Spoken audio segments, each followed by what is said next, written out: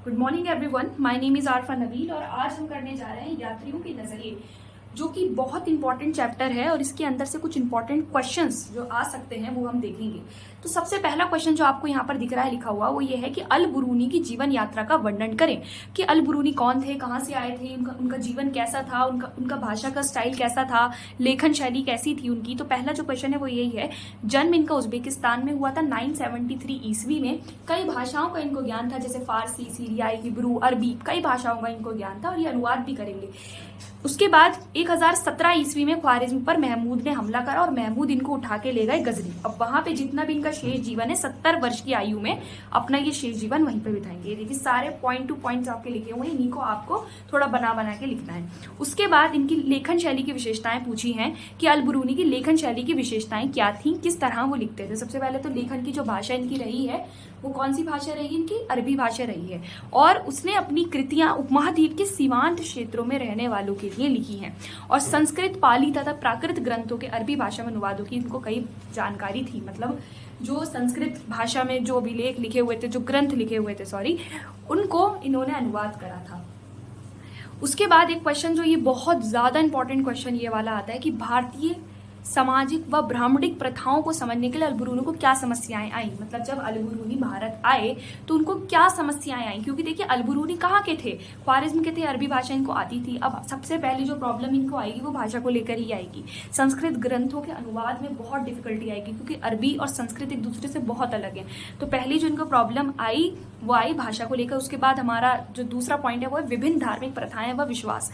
भारत के अंदर हमें पता है कि भारत का जो डाइवर्सिटी कितनी है, भारत में स्टार्टिंग से डाइवर्सिटी है। तो विभिन्न धार्मिक प्रथाएं व विश्वास, भारत के अंदर इतने धार्मिक प्रथाएं हैं, इतनी सारे विश्वास थे कि उनको समझ पाना अल बुरूनी के लिए बहुत मुश्किल था। उसके बाद तीसरा पॉइंट है, यहाँ के लोगों में अभिमान भी बहुत था, ज्यादा बताते नहीं थे, अब एकदम से खुल के नहीं बताते थे अपने बारे में। तो ये 3 पॉइंट आपको याद रखना है। उसके बाद ये देखिए एक छोटा सा क्वेश्चन मैंने लिखा है कि अल बुरूनी की पुस्तक का नाम, इब्न बतूता की पुस्तक का नाम और बर्नियर की पुस्तक का नाम, तीनों की पुस्तक का नाम आपको पता होना चाहिए। अल बुरूनी की पुस्तक का नाम है किताबुल हिंद, इब्न बतूता की पुस्तक का नाम है रिहला और बर्नियर की पुस्तक का नाम है travels in the Mughal umpire. और मुगल अंपायर के बारे में खूब बुराइयां करेंगे भी बर्नियर पे जब हम क्वेश्चन करेंगे। चलिए जो दूसरा सवाल है वो ये है, किताबुल हिंद पर नोट लिखें। तो अभी हमने देखा कि किताबुल हिंद अल बुरूनी ने लिखी थी, तो इसकी क्या फीचर्स हैं, क्या कौन सी भाषा में ये लिखी गई है। तो लेखक इसके अल बुरूनी है किताबुल हिंद के, भाषा इसकी अरबी है। विषय की अगर बात करें कि क्या क्या डिस्कस हुआ इसमें, तो इसमें हर चीज डिस्कस हुई है स्टेट की, जैसे धर्म, दर्शन, त्योहार, खगोल विज्ञान, भारत, तोल, मूर्तिकला, कानून, ये सारी चीजें जो हैं वो इसमें डिस्कस हुई हैं। अगर बात करें इसकी शैली की, ये लिखी कैसी गई है, तो प्रत्येक अध्याय के शुरू में एक प्रश्न है और फिर उसके बाद संस्कृतवादी परंपरा के आधार पर उसका वर्णन किया गया है। तो ये 2 मार्क्स में, 3 मार्क्स में क्वेश्चन आ सकता है, ये आपको इसी तरह से लिखना है। उसके बाद बात करें एक बहुत इंपॉर्टेंट क्वेश्चन की कि अल बुरूनी के जाति व्यवस्था पर क्या विचार थे। तो अल बुरूनी जब भारत आए तो हमें पता है कि भारत में आके उन्होंने कई ब्राह्मणों के साथ अपने संबंध स्थापित किए थे और कई संस्कृत ग्रंथ भी उन्होंने पढ़े थे। इसी वजह से वो भारत में भी रह गए थे, क्योंकि भारत में उनका इंटरेस्ट जागने लगा था कि यहाँ पर इतनी डाइवर्सिटी है। और फिर उन्होंने ब्राह्मणों के साथ उठना बैठना स्टार्ट करा। ब्राह्मणवादी व्यवस्था को भी उन्होंने ये कहा कि मान्यता दी उसको, पर हाँ अल बुरूनी ने जाति व्यवस्था पर अपने विचार जो हैं उसको एक तरीके से उसको क्रिटिकली बताया है।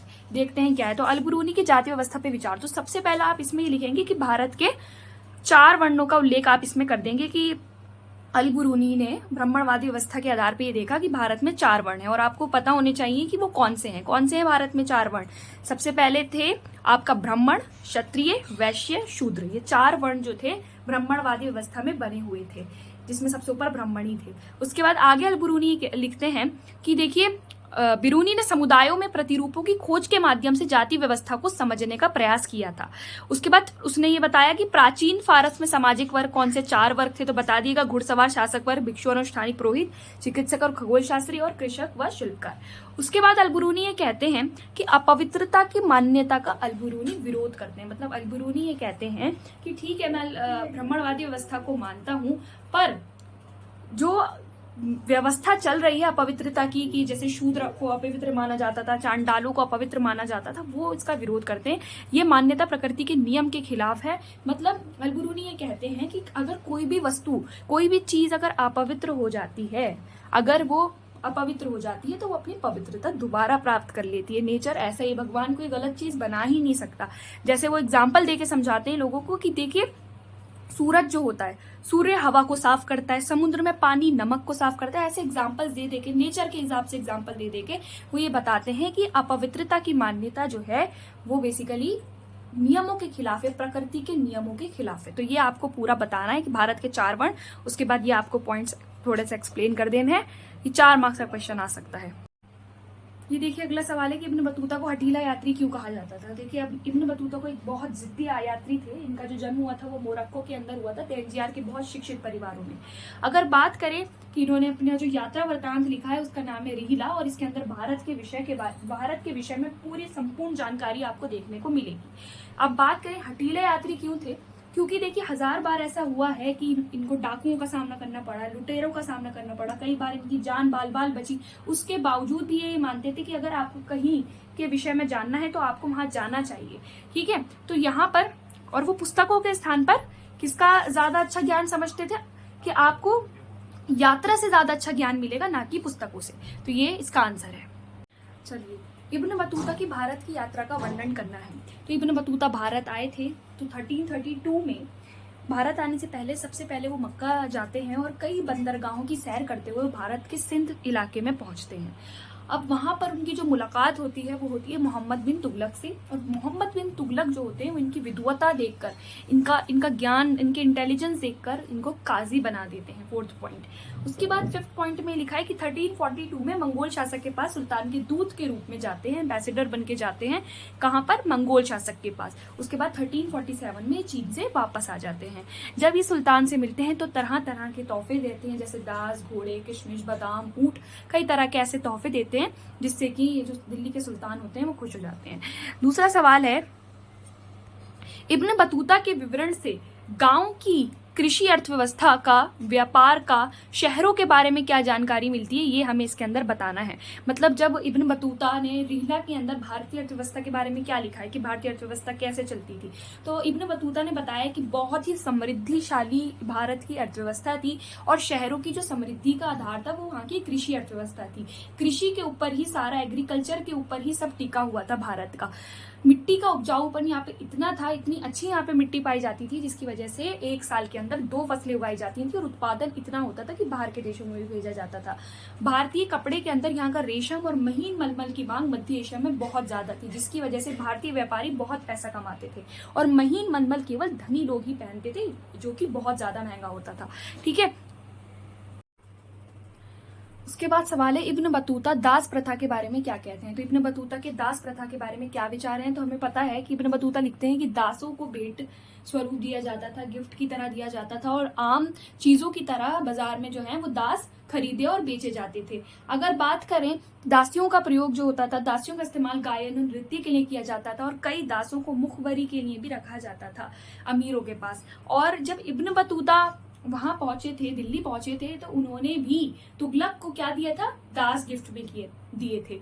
उसके बाद दूसरा सवाल आपको दिख रहा है, इब्न बतूता का डाक व्यवस्था के बारे में क्या विचार है। तो इब्न बतूता के डाक व्यवस्था के बारे में क्या विचार है? सभी व्यापारिक मार्गों में विश्राम गृह बने हुए थे और लंबी दूरी का व्यापार बहुत सरल था और सूचना भेजना भी बहुत सरल था। डाक व्यवस्था इतनी अच्छी थी कि अगर आप दिल्ली से सिंध जा रहे हैं, सिंध से दिल्ली जा रहे हैं तो 50 दिन का समय लगता है। वहीं अगर आप यही चीज गुप्तचरों के द्वारा संदेश भेजेंगे तो वो 5 दिन में वो संदेश पहुंच जाएगा।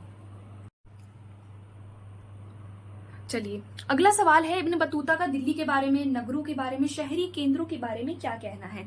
तो इब्न बतूता जो थे वो लिखते हैं कि नगरों में इच्छा शक्ति और कौशल वाले लोगों के लिए अपॉर्चुनिटीज, अवसर भरे पड़े थे। नगर घनी आबादी वाले होते थे, शहरों में भीड़ भाड़ वाली सड़कें व रंगीन बाजार थे। दिल्ली को भारत में सबसे बड़ा शहर बताते हैं इब्न बतूता और कहते हैं कि यहाँ पर बहुत सारी जनसंख्या रहती थी और वहीं बाजार सिर्फ क्रय विक्रय के लिए नहीं होते थे बल्कि यहाँ पर कई सामाजिक आर्थिक गतिविधियां भी होती थी। दिल्ली के चारों ओर बनी जो प्राचीर थी वो बहुत ही अतुल्य थी और इसके अंदर खिड़कियां होती थी प्राचीर में जहां से प्रकाश आता था। ठीक है, तो यहाँ पर हमारे इब्न बतूता के बारे में जितने भी क्वेश्चन थे वो खत्म होते हैं। उसके बाद एक क्वेश्चन ये आता है कि बर्नियर के विवरण, तो बर्नियर के विवरणों का यूरोपीय विचार के ऊपर, जो यूरोपियन थिंकर्स थे उन पर क्या प्रभाव पड़ा है। तो 2 ही मेजरली यूरोपियन थिंकर्स पर प्रभाव पड़ा था। पहले हैं आपके मॉन्टेस्क्यू और दूसरे हैं कार्ल मार्क्स। इन्होंने बर्नियर का विवरण पढ़ा, क्या नाम था, travels in the Mughal empire, और उसको पढ़कर अपने विचार रखे हैं। ये आप ये पॉइंट्स हैं, ये आप याद कर लीजिएगा। चलिए, बर्नियर का नगरों के बारे में क्या विवरण है, नगरों के बारे में क्या कहता है। तो नगरों के बारे में ये कहता है कि मुगल कालीन शहरों में जो शहर हैं वो बेसिकली क्या है, शिविर नगर हैं। शिविर नगर मतलब राजा के साथ ही बसते हैं और राजा के साथ ही खत्म हो जाते हैं। नगर राज के संरक्षण पे आश्रित होते हैं, इनका अपना कोई अस्तित्व नहीं होता है और यहाँ पर सामाजिक व सांस्कृतिक नींव व्यवहारिक नहीं होती है। अगर बात करें कि ये बात इसकी कितनी सही है, तो ये बात इसकी बहुत संशयपूर्ण है, क्योंकि भारत में उस टाइम पर भी 15% आबादी शहरों में रहती थी, जो कि इस टाइम की यूरोपीय जनसंख्या से भी ज्यादा है। ठीक है, उसके बाद यहाँ पे ऐसा नहीं है कि सिर्फ शिविर नगर ही पाए जाते थे। भारत में शिविर नगर नहीं बल्कि कई टाइप के, जैसे बंदरगाह नगर, तीर्थ स्थान नगर, धार्मिक नगर, कई टाइप के यहाँ पर नगर पाए जाते थे। उसके बाद जो आपका सवाल है वो है बर्नियर कि भूमि पर राज्य के स्वामित्व को विनाशकारी क्यों मानता है। मतलब बर्नियर ये क्यों कहता है कि ये जो जमीन है अगर ये राजा के पास है, अगर ये निजी प्राइवेट नहीं है लोगों के पास, तो ये एक विनाशकारी चीज है, इससे कभी भी प्रगति उन्नति नहीं होगी देश की। तो देखते हैं, बर्नियर के निजी स्वामित्व के गुणों में विश्वास था। देखिए, बर्नियर जो था आपका, उसका ये विश्वास था कि निजी स्वामित्व होना चाहिए, प्राइवेट होनी चाहिए, जो जमीन होनी चाहिए वो एक किसान की प्राइवेट होनी चाहिए। मुगल साम्राज्य में सारी भूमि का जो स्वामी होता था वो राजा होता था, उसका ये मानना था, और वो उसको अपने अमीरों में बांटता था, अपने लोगों में बांटता था, जिसकी वजह से किसानों को कुछ नहीं मिल पाता था। राज्य के स्वामित्व के कारण किसान अपने बच्चों को जमीन नहीं दे पाते थे, तो उनको पता होता था कि जब ये जमीन हमारे बच्चों को जाएगी ही नहीं, तो वो कभी भी उत्पादन बढ़ाने के लिए या जमीन को अच्छा करने के लिए कोई भी कदम नहीं उठाते थे, कोई प्रयास नहीं करते थे, जिसकी वजह से कृषि का विनाश हो रहा था, उत्पादन में कोई बढ़ोतरी नहीं हो रही थी। तो ये कुछ सवाल थे हमारे जो हमने इस चैप्टर में करे। आई होप आपको अच्छे लगे होंगे। अगर आपको अच्छे लगे तो आप इसको शेयर कीजिए और चैनल को सपोर्ट कीजिए। Thank you so much.